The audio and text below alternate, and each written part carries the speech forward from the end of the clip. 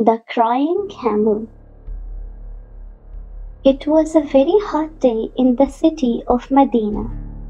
The people of the city were trying to find ways to keep themselves cool. The city had many beautiful gardens with tall trees and shady spots. The people sat under the trees, drank cool drinks, and chatted. The Prophet Muhammad, peace be upon him, loved the city gardens. The flowers and trees reminded him of Allah's creation. He walked through the gardens on this hot day, greeting people as he passed them.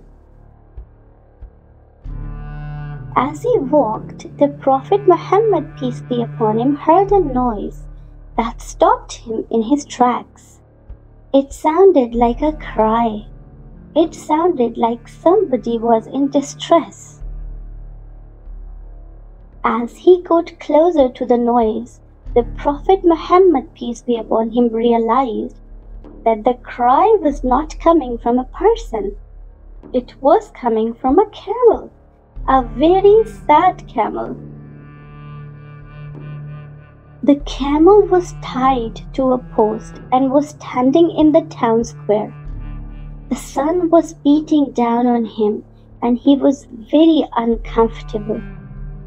He was desperately thirsty and in need of water and shade.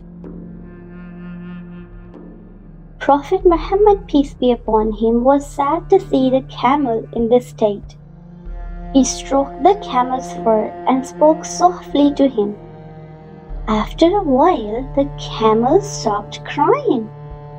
He knew that Prophet Muhammad, peace be upon him, was a kind man. Once the camel had calmed down, Prophet Muhammad, peace be upon him, went back to the park. He walked around, asking the people sat under the trees, "To whom does the camel belong?" After a while, a man stepped out from under a shady tree. "The camel belongs to me," he said.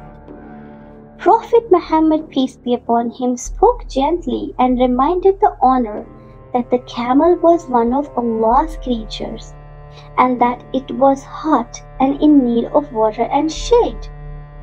He also explained that the man should be grateful for all of the work that the camel did, carrying heavy loads and traveling long distances.